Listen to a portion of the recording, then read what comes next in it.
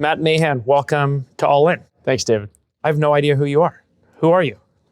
I mean, you're a guy who kind of popped up running for governor of California last minute.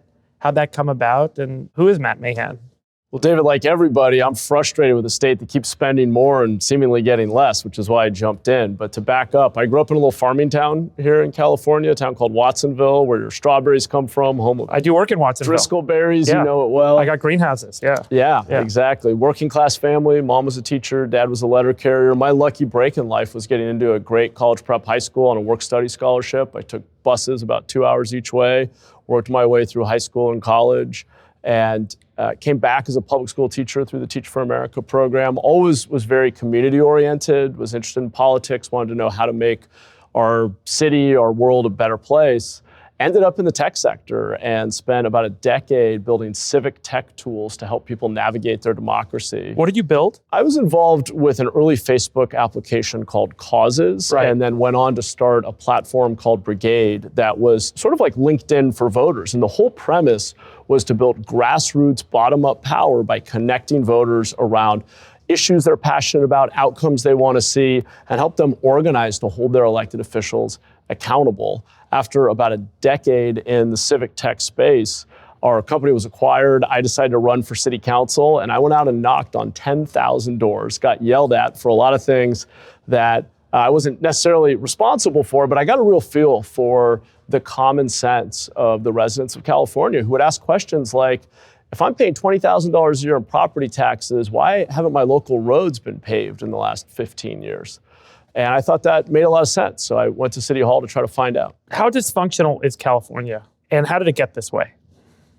Pretty bad. I'm really worried, which is why I jumped in. I think the state is heading toward an inflection point past which there may be no return. We have increased spending in state government by 75%. To put that in perspective, that's $150 billion more this year than 6 years ago. And as far as I can tell, none of the outcomes have gotten better. Never mind 75% better. Many of them are flat or down over the same time period. So there is a real lack of accountability in government.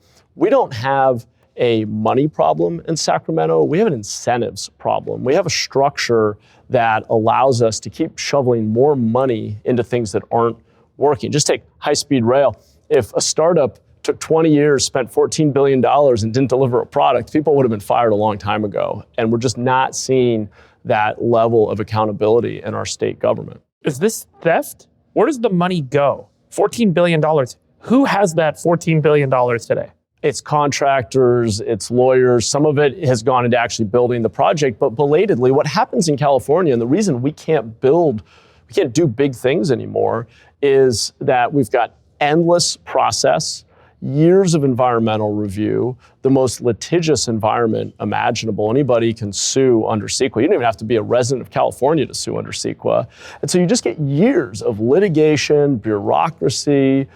When it comes to housing, just to slightly switch topics, the fees that cities can assess, one-time fees, can add 20% to the cost of a project. So we've bureaucratized the state to the point where it's total paralysis. We can keep spending more and more and not getting anything for it. It's like I'm trying to understand as a citizen and a taxpayer. I pay a 53% tax rate living in California. I pay my federal tax and my temporary California tax, which I've been temporarily paying for 11 years. And I'm paying 53 cents of every dollar I earn to the state and to the federal government. I'm like, where'd my money go? It's such a mind-boggling number. Pick the high-speed rail project alone. $14 billion.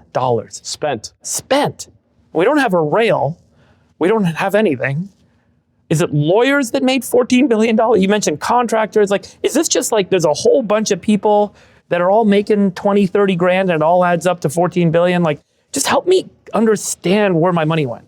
So on that project specifically, and I haven't done the line item by line item analysis to be totally clear, but you have years of consultants doing environmental reviews and doing all of these studies and reports of the impacts it might have. Yeah. So tons of consultants. You have the cost of litigation. You have an entire cottage industry of people doing design and studies and reports and managing litigation and buying right-of-way and managing community engagement processes.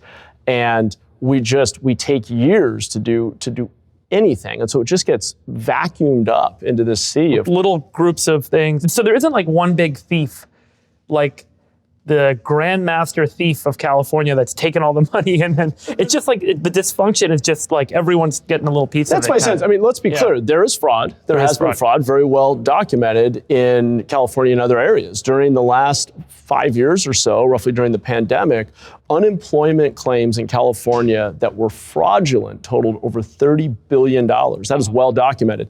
There's emerging research right now that shows that there are hundreds, if not thousands, of hospice providers who may or may not exist. I mean, we're just getting this information now. This is very real-time investigative journalism. So there's fraud. I think by an order of magnitude, there's even something bigger here, which is waste and inefficiency, is a system where you just keep incrementally growing headcount, growing the size of programs, growing the grants that we give out to nonprofits. And we're funding and managing around process, not outcomes. And I've tried to approach it very differently in San Jose. And I think it's why, without raising taxes, in fact, our revenue has actually slowed a bit the last couple of years just because the economy is cyclical, real estate is struggling, we're very dependent on local property taxes. But without raising taxes, we have dramatically changed the outcomes we're getting. We have led the state in reducing crime and become the safest big city in the country. We've reduced unsheltered homelessness, meaning people living outside in tents and vehicles, by about 1/3 in the last few years. We've unblocked housing production. We're seeing thousands of new homes under construction. In all of those cases, we had to change existing process that was in the way, reduce fees, and cut funding for programs that weren't delivering so that we could fund other solutions that were more efficient. Well, let me also ask about legislation. If you look at Washington, D.C., we have our nation's Congress, the House and the Senate, and there's Republicans and there's Democrats, and they fight. And they fight so much they don't get anything done, which, by the way, may be a good thing. Because in California, the legislature passes hundreds and hundreds of bills a year. And they all come from one party, the Democrat Party. Gavin Newsom, on average, vetoes 15 to 20% of these bills every year, which says something. But maybe you can just explain a little bit your view on how are all these laws getting passed in California? How does the legislature in Sacramento, where you're vying for a seat to have the right to veto and the right to push back, how are they making decisions, and what's motivating the California state legislature?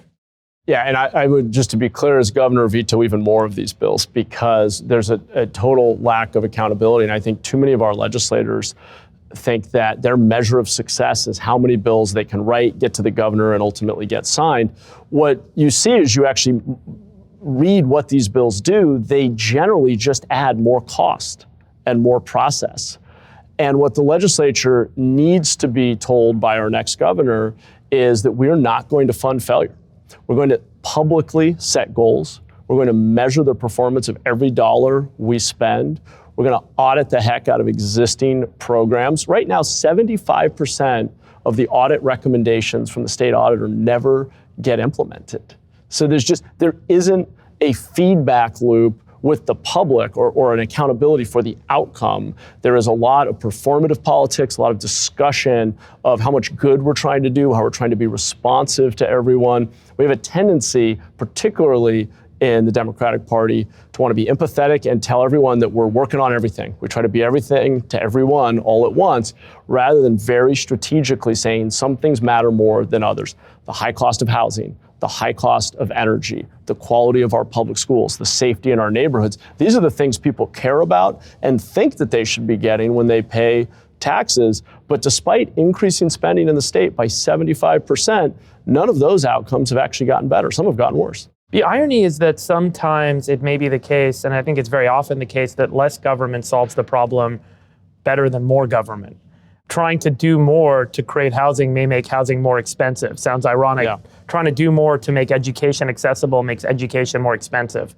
The more government gets involved, the more prices seem to skyrocket. How do you get over that with all the interested groups that are getting themselves elected in the California state legislature by saying, I'm going to do more, I'm going to do more, I'm going to do more, because that's how you get elected? How are you possibly going to come in and say, we should do less, and that's how we're going to fix some of this stuff. Yeah, well, certainly if you're in a hole, don't keep digging. And sadly, one of my opponents in this race, Eric Swalwell, just in a debate, said it a couple times now in debates, when asked what his top three, we were all asked what are our top three priorities for the state, said revenue, revenue, revenue. And to me, that is a mindset that doesn't get what has broken down in the state. You're absolutely right. As Democrats, we have to own the outcomes we're getting in this state. And for too long, our reflexive answer has been, we need more revenue. If we just have more money, we'll solve this problem. I just don't believe that. And I say that as the only current executive in this race. I'm the mayor of the largest city in Northern California, San Jose. And because of a quirk of history, we were built as a bedroom community for the job centers just north of us. We actually have significantly lower revenue per capita than many other cities. We're not a job center. And so with Prop 13, our tax revenue goes up more slowly and it is smaller. Our revenue is about a third less than some of our neighboring cities.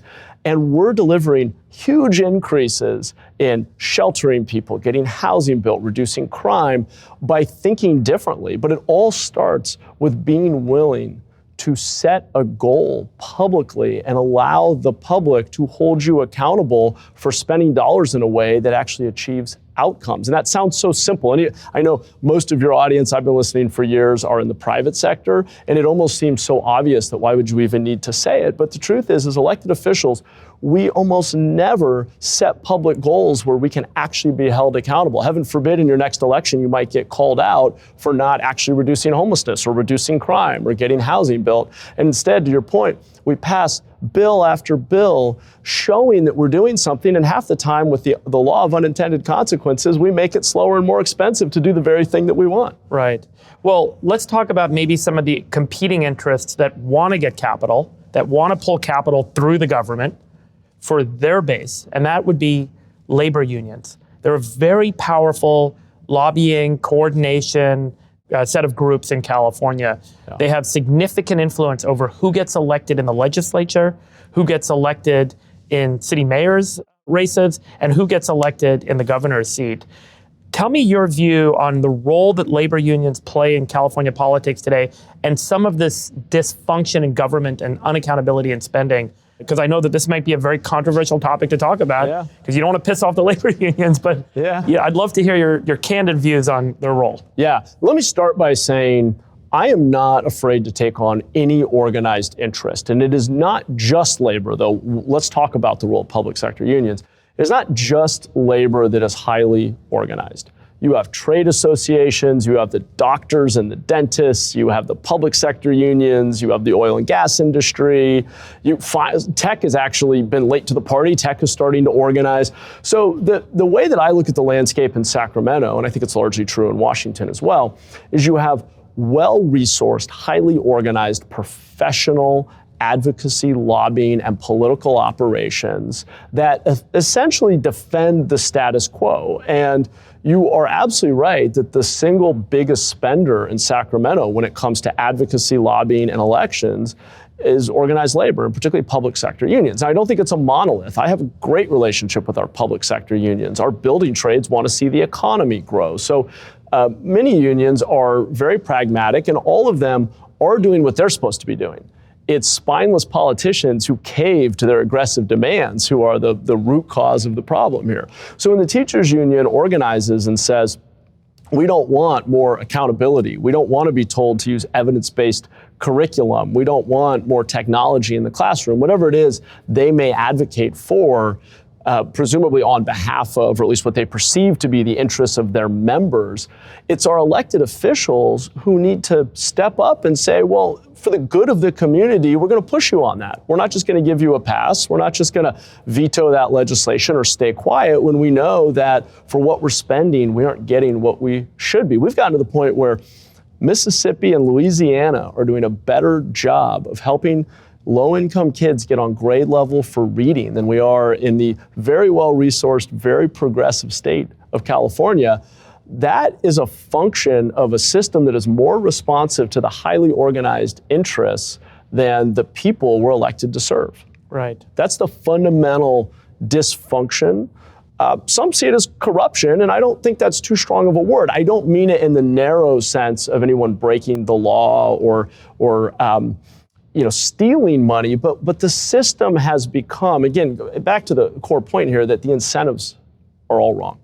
The incentive for an elected official is to cater to highly organized interests who disproportionately spend money in elections, follow what's happening up in the legislature, draft the bill language, draft the friendly amendments, get legislators to do their bidding. And I'm running against the system because it doesn't matter if you're a Democrat, a Republican, an independent. We need a high-functioning government that delivers lower housing costs, lower energy costs, better schools, safer neighborhoods, and end to street homelessness.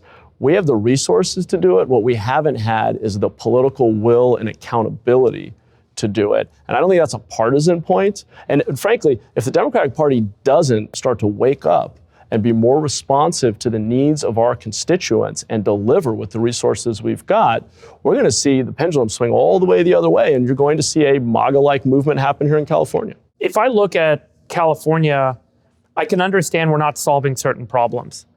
But what I'm trying to grok is, how did some of these problems become the worst in the nation? So there are statistics, and you can debate per capita statistics versus absolute number of people. But number one in poverty, number one in unemployment, nearly half the nation's homeless live in California. Yeah. How did California go from being bad and not solving these problems to making them worse? Well, I think my grandmother used to always say that the road to hell is paved with good intentions. And I do think, generally speaking, people have had good intentions, but have been unwilling to look at data and react when the things that they're championing aren't working. On homelessness, first of all, we've broken the housing market, which we should talk about as its own issue. We've also been incredibly lax when it comes to dealing with cycles of addiction and mental illness.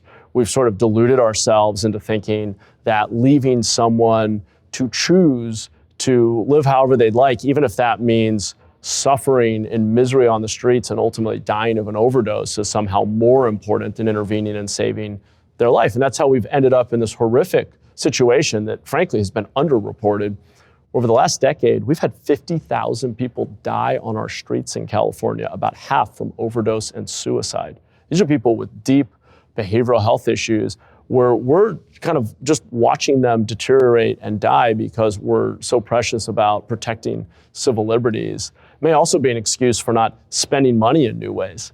In San Jose, we had to move away from spending $1 million a door to build a brand new apartment to get someone off the streets and pivot to buying sleeping cabins that can be deployed in small communities on publicly owned land, hooked up to utilities, all in cost of $85,000 a unit.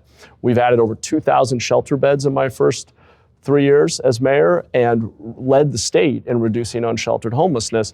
But we had to overcome an incredible amount of opposition from advocates, affordable housing developers, and much of it well-intended, maybe some of it self-interested, but we either are going to be committed to solving the problem or we're going to cave to highly organized interests or a progressive ideology that needs to be willing to revise itself when its ideas and practice aren't working. Yeah, I mean, it just feels, some of the policies are just crazy. I always commented on the managed alcohol program for homeless in San Francisco. They give away free alcohol to alcohol-addicted, unhoused people. And I can't imagine that disincentivizes people to... No. Right, it's like you go to San Francisco, you get needles, you get free alcohol. I mean, you get these things, so it incentivizes people to go to San Francisco. The whole thing just seemed absolutely nuts to me. Let's get into the housing question. I mean, what is the core of the housing affordability problem in California? Is it that we don't have enough houses? Because I see a lot of homes for lease, a lot of houses for sale, a lot of houses for rent. Or is it that we have regulation that makes it hard to maintain a house and it's expensive? Or is there something else going on that's making housing unaffordable in California? Like, what's the core here? Look, I think it's fundamentally a supply problem. We've seen most recently in Austin, we saw in Seattle, we've seen in dozens of markets around the country that when we remove barriers to the market investing in housing to meet growing demand, you slow down cost increases. It's economics 101. Part of our challenge is that we've also made it impossible to build affordably. So part of the challenge was zoning, high fees, all of the things government imposes that block housing from getting built. But we also have a building code that's incredibly cumbersome. I mentioned litigation earlier when it came to high-speed rail. Same thing is true for housing. We're not building condos in California, partly because construction defect liability allows a trial lawyer to come in year 9 of a project, and if they see that the paint is starting to bubble, they'll file a suit, and they care about the fees. Their incentive is to generate fees, and we've created a legal framework that allows them to do that. And if you try to change it, another highly organized interest in Sacramento, the trial lawyers will push back on that. So I think this is so important. People don't understand how expensive. Someone told me it was like a sizable percentage of GDP in the United States is spent on litigation and trial lawyers, and that they are the largest donor in certain state elections all over the country to try and create a legal framework that allows them to pursue litigation and earn significant fees. I mean, it's a multi-billion-dollar industry. That's right, and California is very much at one end of the spectrum. I mean, I've talked to municipal leaders in cities that are settling at such a high amount for a trip and fall that now they can't afford to maintain the rest of the sidewalks in the city for the next few years, so they're going to have more trip and fall cases. We're at risk of allowing trial lawyers to sue the state into oblivion. So it is a major issue. And on condos, it may seem like a peripheral issue, but traditionally, that has been how young people get some equity in society, become a homeowner for the first time, and build that nest egg to eventually perhaps trade up into a townhome or a single family home. We've essentially taken that rung of the ladder away by making it cost prohibitive to build. Good luck getting financing or insurance to build a new condo building in California right now. Right. Is it fair to say we have a regulation crisis, not a housing crisis in California? I mean, is there a way to kind of reframe this? I think that's fair. I think regulation, bureaucracy, a set of codes and laws that don't work for people and work for the special interests in Sacramento. I interviewed this guy, Adam Carolla. You know him? I know of him. Dr. Drew. What was the term he used? Oh, very inappropriate. He called it gynofascism. He said that all of the regulatory is a safety thing, and it's like a very feminine, safety, protective kind of origin in a lot of the regulations that have been passed that make it impossible. Everything's about safety and more regulation, more regulation, more regulation. And as a result, you can't get anything done, and the lawyers show up and everything gets sued. What's the right way to think about the origin? Because his argument is that there's a mindset of safety and protectionism that's driven this. Is it just the trial lawyers? Or like, why does someone keep passing, why do the legislators keep passing laws over and over and layers and layers and layers and layers that make it impossible to build and make it super expensive to maintain, because otherwise you'll get sued? Yeah, look, I would take the gender content out of it, but I think the deeper point that we suffer from safetyism, it's actually easier to add one more rule, one more process. I see this play out every day with our city council at the local level, and I think it's even a greater temptation at the state level, where you're not able to point to a concrete service that you're delivering. So much of the implementation happens at the local level. Every time there is a negative story about something bad happening in the world, there is an impulse for a legislator to say, let's create a new rule. It could always be a little bit safer. Right. Let's add another check, another balance, another process, another rule, another fee, whatever it is. And the reason for that, in my view, is that we have not created an incentive structure in government to reward actual performance and outcomes. And so we are by default rewarding the performativeness of showing that we're doing such a lot of activity without a lot of impact. And I think that we have to help voters be smarter about analyzing what their elected officials are doing and whether or not it's working. That's why I want to be held accountable. I came into office running on dashboards. I mean, I put up public-facing dashboards and said, here's our baseline. Here's how we compare to others. Here's the goal we're setting. We're going to reduce homelessness by 10% year over year. We're going to reduce crime. We're going to remove barriers and get housing built. We're going to speed up permit reviews. I want to be held publicly accountable because I would rather, frankly, have a feedback loop with the people whose doors I knocked on than whichever group doesn't like that we're trying to change something. What's your metric for being governor of California as it relates to housing? What's the dashboard you're going to put up and what's your goal? So I think that the ultimate outcome has to be that we're building more housing, but that we're building it more affordably. We have to pull the cost out of building, because as long as the state of Colorado can build the exact same home at half the cost of what it is in the Bay Area, we're never going to be able to compete. So I want to see more housing in absolute terms get built. We need to start moving in a better direction. We've gone from about 100,000 units a year to about 80,000 a year. You go farther back, it was 150,000 a year we were building. What do you want to get to in your term? I think we need to get well over 100,000. I think the right way to think about it, though, is it's really a ratio with jobs. For every 2 jobs an economy creates, you need at least 1 home. Part of the reason the Bay Area, and particularly Silicon Valley, is so unaffordable for working people, and we're seeing displacement of working families, is that over the last 20 years, this incredible economy here, the engine of innovation for our country and really the world, has created about 8 jobs for every 1 new home we've built. That is a completely unsustainable ratio. Yeah. So I'm a little hesitant to come out and say we're going to build 10 million homes. I think it's a ratio thing. It's a rate of change. We need to be building more year over year. But importantly, we need to pull back the fees, the long timelines, the overly complicated building codes. So each of those get a metric. Yeah, each of those get a metric, because ultimately the per square foot cost of building needs to go down. What does that need to get to? Where is it today? Where does it need to get to? Oh, it varies dramatically by product type and market. So I mean, it's a good question. I think we should lay that out. But I just visited a modular construction factory built housing. They can bring down the cost per unit by 20%, speed up overall project timelines by up to 50% by just industrializing the production of housing. So we need to pull the cost down. We should be able to drop the cost on a per square foot basis by at least 1/3 with actions that are within our control as regulators. If you become governor, you're going to be fighting against a legislature that's got all of the various vested interests tied up in keeping this from happening.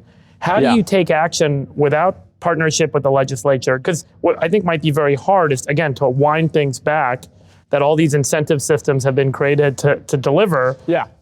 Are there emergency powers or action you can take as governor that can just say, you know what, I'm going to fix this in a year? Or do you have to work with the legislature to solve these problems? A bit of both. I mean, the governor has certain levers that are very powerful, driving the budget process. There's the veto, the bully pulpit, just kind of naming and shaming is really powerful. Executive orders, the appointments. I mean, the governor appoints 3,000 people who run all of these commissions that have incredible discretion over how to implement regulations. But there's no doubt that ultimately you need the legislative branch to change. And I think that a lot of Democratic legislators, many of whom I know personally in private, will admit that things are broken, that things aren't working. There just hasn't been that willingness publicly to name what is going on, say that the system's broken, the incentives are completely backwards. I think, as governor, I'd be in a position to change the conversation, help either persuade existing legislators to think differently or elect different legislators. Do you think it's also because if they're public about it, they'll lose their donors and they'll lose their donor class that's supporting them?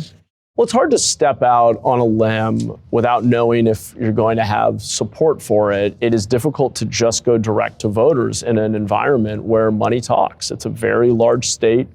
It's expensive to deliver a message. Social media has lowered barriers. That's part of my bet, is that we can go straight to the voters with this message and get traction around the truth, around what it takes to actually solve our problems. But it's I understand why people go with the sure thing. And it's not fun to be labeled. They will call you everything when you fight for change. You're a corporate sellout, you're racist, you're whatever. I mean, there's always some label that people will ascribe when you try to fight for change. But I try to stay laser focused on the real world outcomes: housing costs, energy costs, quality of schools, public safety, the things that people care about in neighborhoods like the one I grew up in. That has to be the North Star. Yeah. What causes homelessness? It's a big question. There are a few things. I mean, one, you can't ignore our broken housing market, because in places where housing is cheap and widely available, you can have high rates of addiction and mental illness, and most people can remain indoors, even even with those challenges. Typically what happens if you actually look at it as a life cycle issue is someone who's already vulnerable for some reason, could be of their own choosing, could be circumstances, but job loss, health issues, addiction, mental illness, domestic violence. There's a range of really awful things that happen to people and that people sometimes do to themselves. And in these circumstances, if the rent is $3,000 a month, you are just one medical bill, layoff away from really having, ending up in your car very quickly. And working people in California especially, don't have a lot of savings. They don't have something they can fall back on. So the macro cost structure of California, the highest housing costs, second highest energy costs with the highest gas prices, which disproportionately hurts working people. An educational system that is preparing far too few of our children for the jobs of the future. We can go through that list, but that is creating these conditions of sort of vulnerability or fragility that means that people living on the edge are much more likely to end up in their car. But I would add that we have a massive public policy failure. Not only did we break the housing production market, which is the macro challenge, but we haven't built shelter and treatment beds. So for folks for whom an addiction or mental health issue is the thing that has them on the edge, we have far fewer beds than other states. And then when people do become homeless, it ought to be brief and it should not be outdoors. And yet we lead the nation in unsheltered homelessness. Over 40% of the people living outside in tents in the entire country live in California, which is only about 12% of the country's population. We haven't built shelter. We haven't built treatment. We're not doing what we need to do to rapidly rehouse people, connect them to a case manager, give them tools to turn their lives around, and hold them accountable for turning their lives around. If there's mental illness, should they be committed to some facility to help them recover from their mental illness? Yes, or support them through in that? short, I think you have to be able to involuntarily hold people for addiction treatment, mental health care. If someone is repeatedly refusing help, if they are harming the broader community, which is often the case, whether that's vandalism, retail theft. It's been a battle here in our downtown where windows are constantly being broken by people who clearly are suffering from serious addiction and mental health issues. I think we should give people opportunities to accept help. It needs to be dignified. There need to be alternatives to the streets. We've stood up over 2,000 indoor placements, interim housing placements, almost all individual rooms with doors that lock, giving people privacy. These are low barrier alternatives to the streets. Bring your partner, your pets, your possessions. We're really trying to meet people where they are. The good news, 2/3 of people say yes. The bad news, the other third, is so deep in the throes of addiction to substances like meth and fentanyl that they can't make a rational decision about their own self-care. I believe that it is not compassionate or progressive to leave them to endlessly cycle between streets, emergency rooms, jails, and ultimately die of an overdose. I think we have a moral duty to intervene, help them detox, and get connected to a counselor and give them a chance to turn their lives around. Drugs are coming from somewhere, fueling this crisis. Can the governor address the drug crisis? Can the governor get drugs off the street, arrest drug dealers? Is that a federal issue? How do we resolve the fueling of fentanyl, methamphetamines, prescription painkillers, et cetera, that have made their way onto the street? It has to be all levels of government, all hands on deck. So much law enforcement is done at the local level. We have a police department with about 1,000 officers out on the street enforcing local laws. They're on the front lines of this crisis, as are our firefighters, social workers. Certainly having federal tools and state. We have the National Guard, we have CHP, we have a variety of tools here. What I do know, though, is that we can reduce demand by intervening in public drug use and getting people into treatment and holding them accountable for turning their lives around. If we get people into recovery, that's one more customer not available out on the streets to buy these dangerous products. And how many times do they cycle through before they have to be held more permanently? Well, I think it has to scale up over time. With Prop 36, I was the first Democratic mayor in the state to come out in support of Prop 36. The rule of thumb there is on your third public drug offense, you can be given a choice between treatment and incarceration. And that's bringing a consequence to a decision that doesn't just affect you. We can talk about civil liberties, but when you are actively choosing not to engage in treatment, you are more often than not imposing real costs, real harm on the broader community. We've seen businesses shutter in our downtowns, parks where families can't play. So it's direct and indirect. That's right. And I think a lot of people don't account for that, which is critical. I want to shift topics to energy costs. There's an Iran war going on, so there's an acute spike in energy gas prices in the state. But over the last number of years, California Governor Newsom and the state legislature have pursued an effort to drive green energy policy in the state. California has a 70 cents per gallon, roughly, tax rate. The California price for gasoline this week is $5.50 compared to $3.50 in the rest of the country. Did we get it wrong? Should we have taken a different path in the state versus fighting for green, chasing Chevron out of the state? Chevron's now relocated to Houston. They're shutting down the largest refinery on the West Coast because of the policies and the bureaucracy. And, how do we balance this climate change green interest with the real hard cost for everyone on the price of living in the state? Yeah, well, I do think we've gotten our regulatory solution here approach wrong. I would reject the notion that it's either or. I don't think it has to be. I think innovation is the middle path, the way to do both. Look, Texas is providing dramatically cheaper power that is cleaner than California. You see places like China leaning heavily into solar, wind, storage, EVs. The path is investment in innovation and infrastructure, a smarter grid. What we've done in California is another classic case of well-intended regulations leading to massive unintended consequences. Let's just take the example of our refineries. The state has lost most of its refineries over the last decade because we have intentionally regulated them out of existence. And so what's actually happened is we still import oil and gas. We've just pushed refineries. We had the cleanest, best regulated refineries with some of the highest paying jobs in the sector.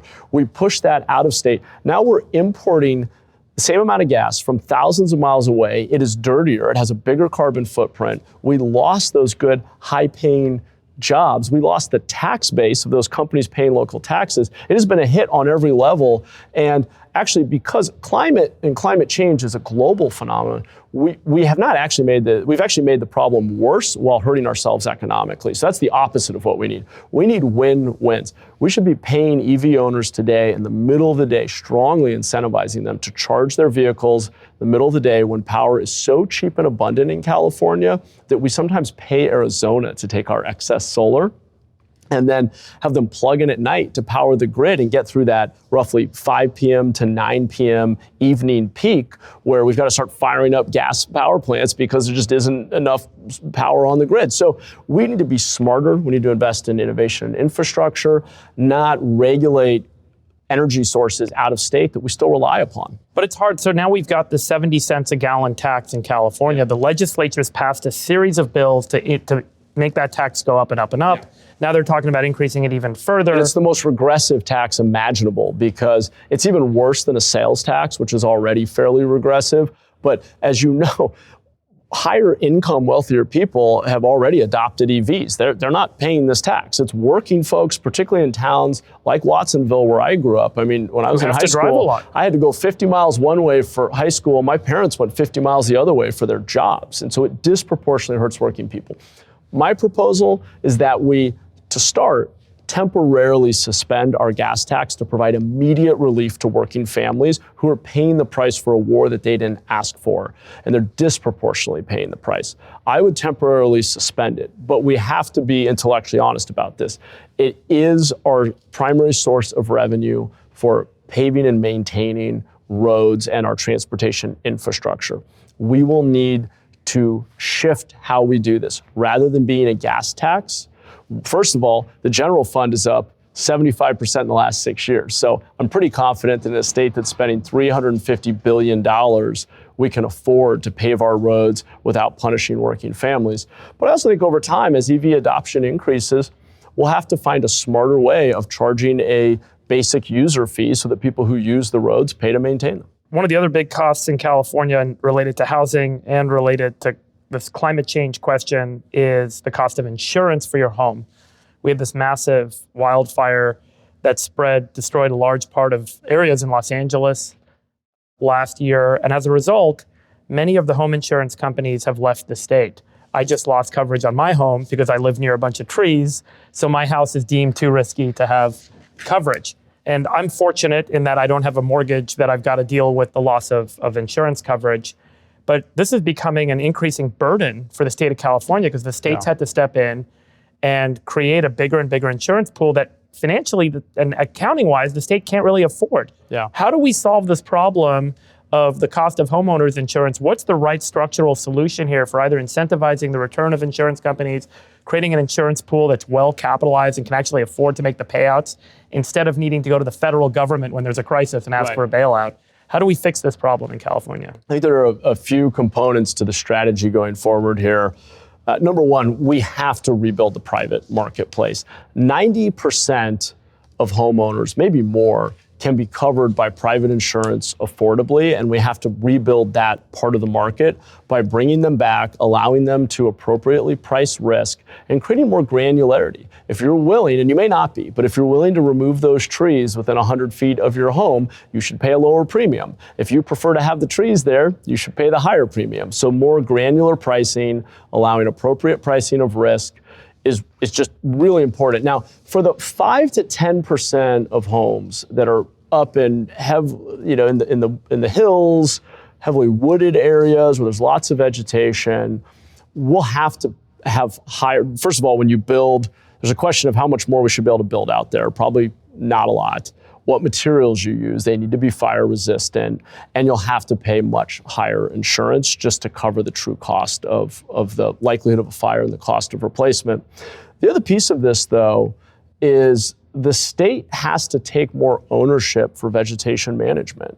We spend $8 in fire response and recovery for every $1 we spend on prevention. And there are plenty of urbanized areas that are at risk because they're proximate to dense vegetation that the state has not taken ownership for clearing. And yes, it should be in partnership with the federal government. If they're federal lands, we should hold the federal government accountable for doing it. But I just toured Altadena and Palisades, met with the homeowners there who are incredibly frustrated about the lack of rebuilding. No one is quarterbacking this. And if you go walk the Palisades today, you will see, once again, vegetation that's 5 feet tall that hasn't been managed in an area where people are trying to rebuild their homes. So the state has to step up. As governor, I would create a task force that just focuses on fixing the insurance market. And if the state will invest in vegetation management to reduce the risk of catastrophic loss, you're going to see premiums go down over the long term. I mean, I think it's insane that the state sets rates and then tells the insurance companies how much to charge and assumes they're going to stick around and keep charging it if they can't make money doing it.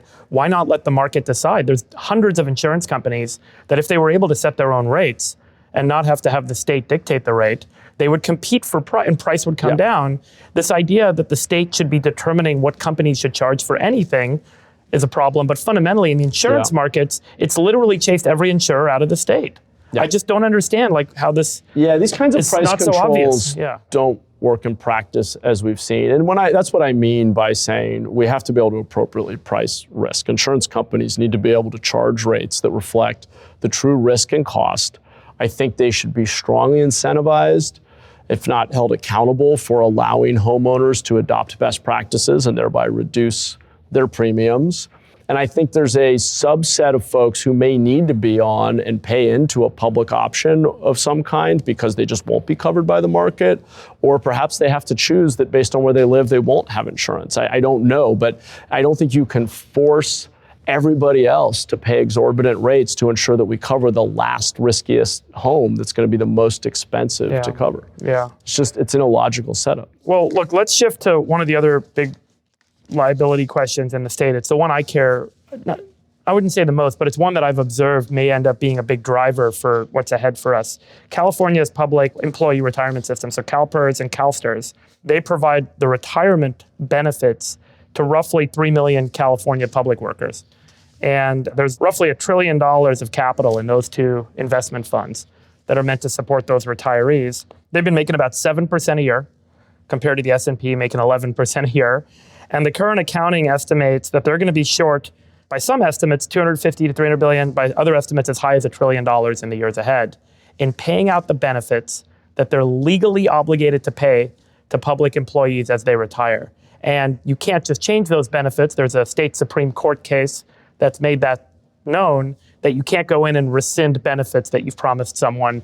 So you are stuck with that liability. And because they're public entities, California state taxpayer is ultimately going to be stuck with $1 trillion liability if that's what it comes to. How do we fix this friggin' problem? Yeah, I'm worried about it as well, and I'm intimately familiar with it because we've had to tackle pension reform in San Jose. We were sort of the canary in the coal mine quite a few years ago as our unfunded pension liabilities began eating up our general fund. Even today, after pension reform, 19% of our general fund in San Jose this year goes to paying an unfunded pension liability that just comes off the top. That is one out of every $5 goes first to our obligation to retirees. And again, I don't blame the retirees or those who advocated. It's politicians who didn't do the math, didn't recognize when the math wasn't working out, and swept it under the rug because they knew they'd be long gone by the time the bill came due. And so,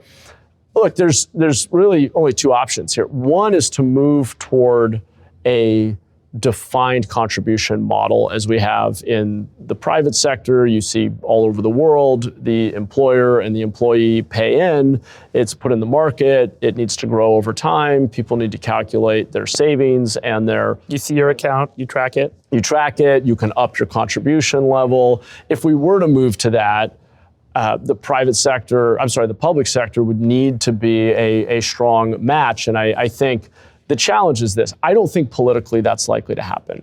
What we've done in San Jose, which could be a roadmap for the state, is we negotiated, we had to go to the ballot, there were lawsuits, it was a very messy process. I think it needs to be better handled. But effectively, we created a different pension system for new employees that said, as you come in, this is what a right-sized pension system needs to look like. We're going to have the employee and the employer paying more upfront. We will be more realistic about the returns we're expecting. We'll adjust over time faster if the returns are underperforming. We've brought in better fund managers who are heavily incentivized to make smart investments and grow the investment. And then most importantly, if the returns fall short, the delta, the gap, is covered 50-50 by the city, meaning the taxpayers, and the employee in terms of lost benefits. So there's shared pain on the backside if we miss our targets. And what do we do for what we have now? What that has allowed us to do, because of the legal limitations that you've mentioned, is, and I'm not saying it's perfect, but this is just legally and politically what we were able to get to, is the best outcome we were able to get, is that we're on a long glide path of paying off all of the unfunded liabilities for the tier 1 employees, all of those older employees. It's a 20-year process. By the early 2040s, San Jose will have cleared the debt. Our general fund's going to be flush. We're going to be increasing staffing and service levels. And you'll start to feel that here much sooner. We are actually roughly at peak cost for unfunded liabilities today because we took the medicine, and now we'll start that slow glide path where each year there'll be a little more room in our general fund because we actually bit the bullet and took this on. Well, I think that's like, how do you fund that glide path? It may be the case that our budget has some margin for error, let's say, because of how much we're spending. Let's just do the statistics. California Governor Newsom has proposed a $349 billion budget this year in the state.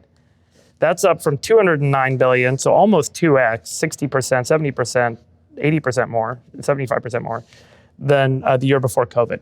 And that's up from $110 billion 10 years prior. So we went from 110 to 350, 3.5x is how much we're spending since, it feels like yesterday, like just a couple of years ago. Yeah. Despite having the nation's highest tax rates, the largest revenue base, we're still looking this year at a $35 billion deficit, California state budget. What happened? Like, how did this get so bad? And how much of this do you think is this term of fraud, waste, abuse? Like, where's this money going? Well, part of what we've done is something we talked about earlier, which is we have increased our pay for public sector employees and our pension obligations and post-retirement health benefits at a faster rate than we could actually afford. And we haven't been honest with ourselves about that. Part of where the money's gone, though, is really just a sprawling bureaucracy that when we, in good years, have more money, we create new programs, we add headcount. The state's population has stayed flat over the last 6 years. Spending is up 75%, as you point out. And headcount in state employees is up, I believe, over 20%. So we're adding more state workers, we're pouring more money into public programs that aren't starting from the premise of what is the outcome we need and how do we most efficiently get there? I mean, it's time for California to go through an exercise of zero-based budgeting and say, what are the outcomes we need? And are we actually spending dollars to achieve those outcomes, or are we just funding a sprawling, bloated bureaucracy where it's just easier to add 2%, 3% headcount every year, give everybody a 4% raise and call it a day? And I think that's generally been the approach, is whenever revenue's up, we just kind of give everybody a raise, hire more people, initiate a few new programs. We never go back to basics and say, well, if these are the resources we have and these are the outcomes we need, are we really optimizing our spend for those outcomes? And the answer is no, we're not. Can you do that restructuring, zero-based budgeting as governor, or do you need to do this in partnership with the legislature that all has their special programs that they fired up, where money's flowing to their local county, money's flowing to their friends, money's flowing to their donors? How do you actually execute this as governor? I think, as I said before, I think electing a pragmatic, independent-minded governor who's willing to, who understands this problem and is willing to tackle it is step one and is necessary but insufficient. Ultimately, we have to build a more moderate coalition of legislators who understand how broken the system is, who are willing to do hard things. I don't think that this just happens overnight, but the governor has a lot of tools that he or she can choose to use. You do drive the budget process. Ultimately, you need legislative support for it. You have the bully pulpit. You have the ability to manage state agencies in a very different way. The governor appoints 3,000 people to run state bureaucracies that can either come in with the mindset of business as usual, I'm going to sit behind a desk, we're process oriented, or can be held accountable, and maybe it shouldn't be 3,000 employees. Totally. Maybe we should slim how many people it is, but can be told, here are the outcomes we need. Tell us, go ground truth these, go down to the local level, spend time with the school boards, the cities and the counties where all the money actually meets the constituent, where the rubber hits the road, and come back with answers on how to reform these systems to get more for what we're spending. And if you can't hit more aggressive goals, we'll bring in someone else who can. We need a different mindset for how we operate our government agencies. What you're saying is starkly different from what others are saying. And one of the biggest points that others are making right now is that they want to increase programs and increase spending, particularly in healthcare.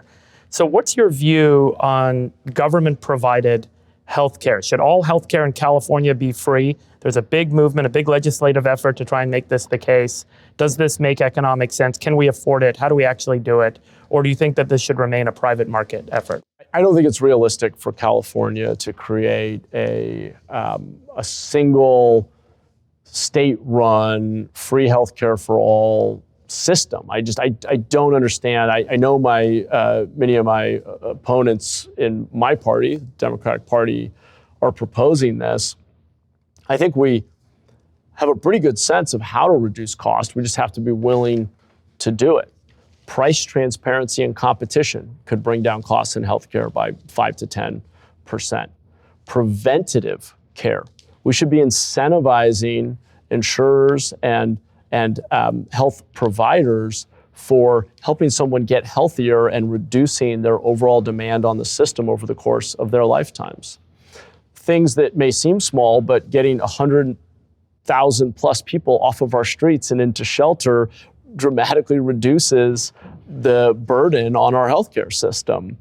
I think that prevention, take another one, nurse practitioners can do so much more than we often allow them to do, which again is a function of this behind the scenes negotiation in Sacramento over what are doctors allowed to do, what can nurses do.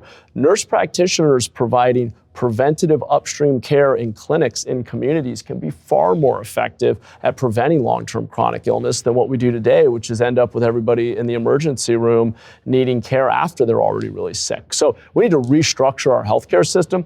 California should be demanding and investing in innovation and better ways of doing things and bend the cost curve, not fall back on this lazy answer that we're just going to find a way to raise taxes more to fund free services that will ultimately break the bank. You've been criticized by many for being against the billionaire tax. I think you're the only candidate running for governor right now that has spoken out against it. I've heard your comments on it. Obviously, I think I was probably the first to identify it and bring it up on my show when it first came out the day it was filed. For me, it's fundamental to private property rights. If you can take people's assets after they've paid taxes on it, there's no stopping that train. I mean, why not take everyone's assets at some point? Like, you pay your income tax, that's your private property, you get to keep it. Shouldn't be that the legislator can later say, I'll take 10% of what you own. Yeah. That just seems wrong to me. Do you think we need to have a continued increase? Like, do you think we need to maintain the temporary high income taxes in California? What's your general view on revenue? We've talked a lot about, you think, hey, we don't need to rely on growing revenue. But based on the current tax system in California, what else do you think needs to change?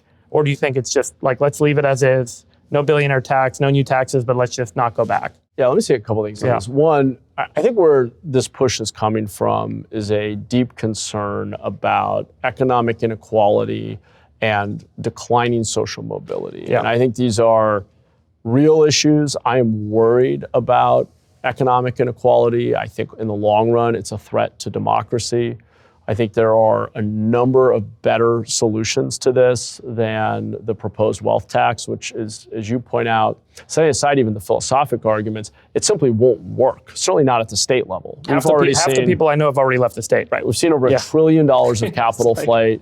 Our ongoing revenue going forward is now going to be lower. The dirty secret of this proposal is that it won't be the billionaires who pay higher taxes. It'll be middle class and working families who are left holding the bag. So that's why I just immediately felt that I had to say something, because it's working people who are going to be hurt by this. It's not going to be billionaires. They're the most mobile people in society. So look, I think, first of all, there are things we can do to make the tax code fair. I think there's a legitimate debate about what should the absolute rate of capital gains tax be. There's the phenomenon of very wealthy individuals borrowing against appreciated assets where you're effectively avoiding paying capital gains. I think that's a loophole we can close. There's the step up in basis upon death. I'm not sure that it's very fair for somebody. Well, let me just use an example. I'll just say this. I don't think Elon Musk should be able to pass on $500 billion of appreciated but untaxed stock wealth to his children, and the moment that they inherit it, it's rebased at current market value and no one ever pays the capital gains on it. I mean, there are a lot of things we can do to capture billions in revenue to close loopholes in the tax code. This is, of all the proposals, the worst, the least likely to work, the most likely to hurt working people. But I also think we have to acknowledge, in a state that keeps asking for more before we do better, we've got to acknowledge that social mobility is down because of public policy failures, first and foremost. Public schools that aren't performing, housing that isn't affordable, energy that isn't affordable. When most Californians are spending over a third of their income on housing, many spending over half of their income on housing, that hits social mobility a lot more than the fact that the tech sector has had a bunch of growth. It's just, these are fundamental public policy failures, and the sooner we own them and think differently about our regulatory environment and our policies so we start fixing them, the better for California, the better for the Democratic Party, most importantly, the better for the people we serve. But what you're saying makes a lot of sense, but I think people hate other people's success. I think there's a lot that's been going on, this fueling that's going on with the lack of social mobility, but seeing a small segment of the population accelerate. Technology's really driven that. I'll be the first to admit, there's a small population in California that's done extremely well, while most of Californians have been left behind. Do you think you're electable in a sense? I mean, you're not fueling the populist sentiment that I think every one of your candidates has found they can tap into. And that may put you at a big disadvantage in this race. Look, I do think we need to take economic inequality and social mobility much more seriously than we have. I think we need to ask and ultimately demand our wealthiest individuals, our tech sector, industries that do well, to be structured in a way that works for people. I'm curious what you think. Maybe I'll turn the tables for a moment. I think that we need a shared prosperity that includes people having some sort of equity from or more direct benefit in the incredible gains that tech has produced. AI is scaring a lot of people because it could lead to the elimination of jobs, further concentration of wealth. What do you think is the appropriate role for the tech sector and those who have profited immensely from it to ensuring a level playing field, or at least some notion, some semblance of equality of opportunity? That's a longer conversation, but I do think giving more people more ownership is important. But I'm not sure people are going to want to or need to work at big companies anymore with AI. It's a longer conversation. But in the same way that Instagram, Shopify, Etsy created TikTok, created new jobs, almost like new roles, new ways that people could earn. Yeah. I think AI is going to create 1,000 times more new ways for people to earn than they do today. And they're not going to have the job that they feel like they're stuck with today. And AI is actually going to accelerate more people up the ladder faster than anyone's really realizing. And I can give you countless examples of this that I've seen recently. But I think we're all going to wake up pretty happy with the next advance in economic mobility that's going to be unleashed because of AI, not in spite of it. I hope that's true. It's a very optimistic read. I do think my read of history is that technological change, while ultimately producing greater abundance, if you will, often is really hard on people. For a period, yeah. And that's why in San Jose, at least, we've created AI upskilling courses for our workers. We've gotten AI companies to come into our libraries and provide tools and training. Totally. We're really trying to figure out how we lower barriers to learning how to use these tools, apply them in people's lives, start those new businesses, create the new jobs of the future. The cool thing is AI can teach people how to use AI. That's true. Which is where I'm starting to see a lot of people learn how to use these tools on their own by asking the AI and engaging. And then there's this moment where it's almost like you lit a match on a bunch of Tinder for the first time, and you're like, whoa. And I've seen this in person. I'm watching people get knocked down like bowling pins in terms of whoa. That whoa moment that I've been visibly seeing people just in the last couple of months is making me very optimistic. That's good. Yeah. It does, though, get back to this basic point that we need our public education system to teach people to think critically. When half of our kids aren't on grade level for reading or math proficiency, it's going to be very hard for them to be lifelong learners. I mean, curiosity and asking questions and learning how to think, not teaching them knowledge, is a massive problem that we're dealing with in education in the United States, in my opinion, on its own. Kids are not being taught how to question, how to build. They're being taught facts. Those facts are irrelevant because they all exist in AI now. You don't need to know all those facts. It's good to have basis, but what are you really trying to get? A curious mind, an engineering mind, a creative mind, a thoughtful mind, and teach individuals agency in a world where they have infinite capacity. That's what AI gives all of us. Yeah. But what do you think of Donald Trump? I'm not a fan. My concern with Donald Trump, even if he may get certain issues right, I think he's channeled the frustration of working Americans who feel that they've been left behind, is that I don't believe he really understands what makes our country great. I think that he has created a lot of fear and division around immigration, doesn't recognize how many people we have had in this country, in part because both Democrats and Republicans wanted access to cheap labor in places like Watsonville, where I grew up, who have been here 20, 30 years, working hard, paying their taxes, otherwise playing by the rules, raising children who are U.S. citizens who are now living in terror because they're worried their family's going to get ripped apart. I don't understand and don't support this war in Iran that I think is a huge blunder, and it's going to drive up energy costs. And it's not clear to me why we're losing American lives over there. I think tariffs, yes, I do believe China, this is something I think he's gotten right, has been competing unfairly with the US. I think a targeted approach to tariffs, focusing on that issue, would have made a lot more sense than the general inflation we've seen. So, I mean, I could go issue by issue, but I worry mostly about the health of our democracy. I think it requires a real honest dialogue, a respect for rule of law and the independent judiciary. I have deep concerns that this, not just populist, but reactionary, quasi-authoritarian rhetoric and mindset is the outcome of declining trust in government when we don't hold ourselves accountable for delivering for working people. I think it's predictable, and I think you're seeing an equal and even, I'd say, equally risky rise in populism on the left in reaction, and these two are playing off one another. And part of the reason I jumped into this race was to offer a third way, a pragmatic alternative. I'm a Democrat, but I also recognize that something's broken in California. The incentives are all wrong. The highly organized interests in Sacramento are being taken care of. Sacramento's working great for highly organized interests. It is not working great for regular people. And I think the best antidote to that is to get back to basics, be competent, be data-driven, deliver results for people. Because I'm worried that if we don't, we're going to see this epic populist battle on the right and the left where people are offering really easy answers, not the honest answers that we need. Rate Governor Newsom and the job he's done as governor of California. I think Governor Newsom has been a bulwark against some of the worst ideas coming out of the legislature. You mentioned that he's vetoed 10 to 15% of the bills coming out of the legislature.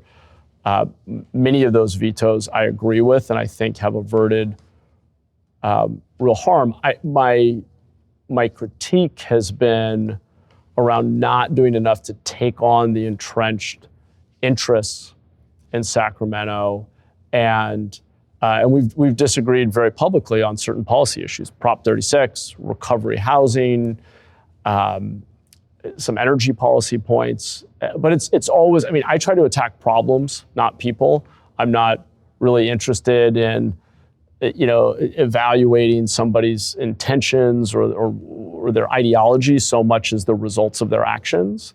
And I think he's done some really good things. I also think he could do even more. And that's been my appeal to him is let's work together to drive even more change faster. But some of the things he's brought forward, like Care Court, right idea. Now we need to execute it. We need to actually make sure that Care Court's actually getting people with addiction and mental illness into care. I think he's got the right idea, right intention, but we've got to follow through. And as governor, I would make sure that Prop 36, Prop 1, Care Court, a number of things he's put in place are actually used to deliver the intended outcome. Governor Newsom's put out a lot of these memes kind of making fun of Donald Trump by doing tweets sort of like the way Trump does Truth Social posts and so on. It's very antagonistic to the president, at least publicly antagonistic. At the same time, California relies on federal funding and requires a lot of federal cooperation, a lot of federal land in the state. How would you interact with President Trump? And talk a little bit about how the governor has interacted with President Trump publicly. Look, I understand what the governor's doing. He's, been holding a mirror up to Donald Trump and both fighting for California's values, which I appreciate. I think there's also just back to incentives. I mean, he's running for president, and that's where I think this approach is coming from. I would take a different approach in the sense that as governor focused on delivering for Californians, I will fight the Trump administration through the courts, through the bully pulpit, whenever necessary to protect our values, to protect our people, to protect state funding.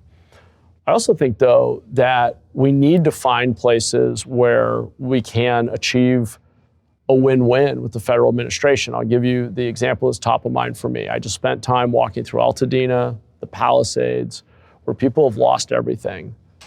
Over 10,000 homes lost between the two. People are desperate to rebuild.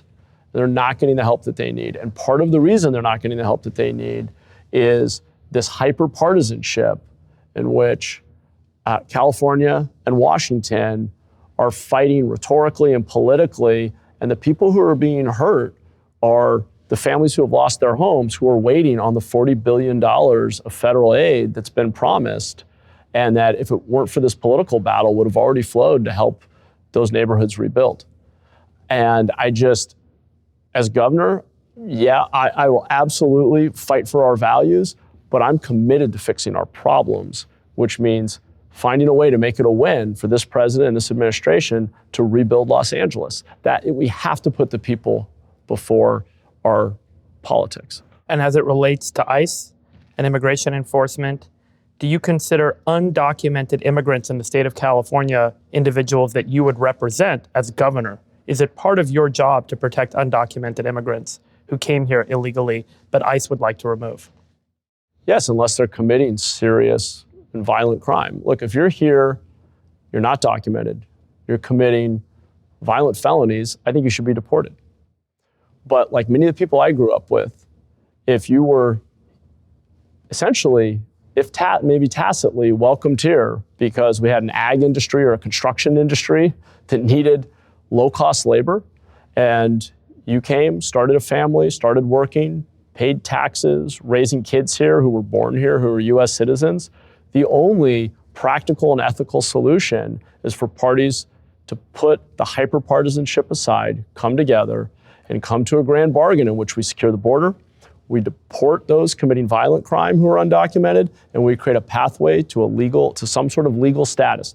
If citizenship is a bridge too far for that older generation that came earlier, so be it. But their kids are US citizens, and they deserve to still live with their parents. And I think we've got to find the approach that respects people's humanity and is practical and ethical. And I'm incredibly disappointed, frankly, with both parties for years of kicking the can down the road.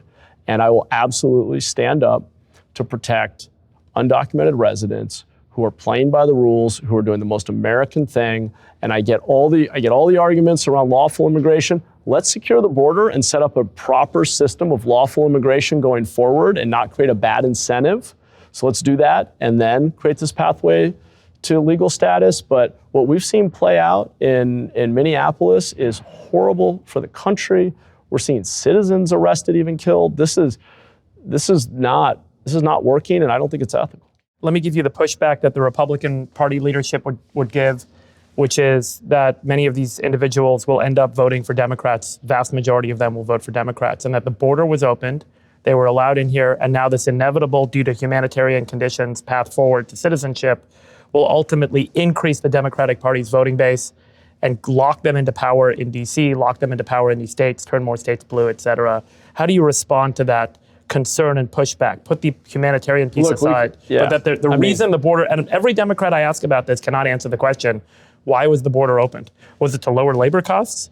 Was there some other reason that we did it? Was it to increase the voting base? I mean, what was the motivation, and how do we address the response that's going to come for the many years ahead from a Republican Party that's going to have issue with this? So my sense growing up in an ag town that historically has probably been about a third undocumented is that the primary incentive for the parties to not solve this problem is that a lot of people became very wealthy. A lot of industries did very well by having access to low-cost, abundant labor. And plenty of the business interests that did really well in ag, construction, and otherwise. I mean, historically, this would have been, say, the meat packing industry, right? They're donors to the Republican Party. So I think both sides have been complicit. I think back to incentives, I think Democrats and Republicans have played to their base and actually been politically incentivized to not solve the problem. And as a pragmatic moderate, my approach is to say, you're both wrong, but there's something true in what you're both saying. Republicans are right that we should know who and what comes in and out of the country. We should have a secure border, and we should take away any incentive for people to come here illegally, especially in a moment where we've got a fentanyl crisis, we've got international terrorism, we've got nukes that are getting smaller and smaller. We should have border security, absolutely. If you're not here lawfully and you're committing serious and violent crime, deportation is the minimum expectation of what should happen. So let's do that. But I think both parties have been complicit. We can sit around and say, well, who wins electorally or economically? We can play that game and continue to have this incredibly divisive and unproductive situation where millions of people are living in fear, living in the shadows, or we can fix it. And when I say legal status, maybe that legal status doesn't come with a right to vote. Maybe it's a green card. I mean, I'm for compromise and problem solving and moving the country forward. Both sides are going to have to give if we're going to solve this problem. I think that's the best idea possible for how to solve this, which is a path to residence without a path to voting. And that could solve everyone's concerns. And lastly, I just want you to compare and contrast your Democrat opponents, Swalwell, Steyer, Porter. Let's just do those three. Give me a sense on your view on each of the three of them. Well, look, I've been in enough debates with them now to understand that those three other leading Democratic candidates are vying for the same lane. It is the more of the same lane. It's a platform that says that the answer to our problems is more revenue. It's revenue, revenue, revenue, as Representative Swalwell's top three goals. And look, we need to think differently. What I'm offering is an approach that's been working in Northern California's largest city. I call it getting back to basics. It's focusing on fewer things, the things that are most foundational to opportunity and quality of life for everyone. It's being humble about what government can actually do, not thinking that the answer to every problem is more revenue in another government program. It's being radically more transparent and accountable about how we spend dollars and rooting everything in results or measurable outcomes, and just bringing a new politics of pragmatism as an antidote to this incredibly destructive populism we're seeing on the right and the left that really risks the democratic, lowercase d, democratic project of this country. And I think that California has, throughout its history, been the innovative state that has led the way and changed the world. And I am hopeful that Californians are ready for a different kind of politics that focuses on problem solving. I jumped in this race because all of the other candidates across the spectrum had already been in for a year, and I didn't hear anyone speaking honestly about our problems and how to solve them. And I thought that I had a unique voice in this race, and we're seeing that. It's a short runway, but as I travel around the state, go to see the sewage crisis in the Tijuana River on the border that shut down all the beaches down there, or walk Altadena, or go through the Tenderloin in San Francisco, people are responding because all they really want is for their tax dollars to be used responsibly. They want their government to work. They want their life to get better when they send so much of their money to their government. And that's my commitment.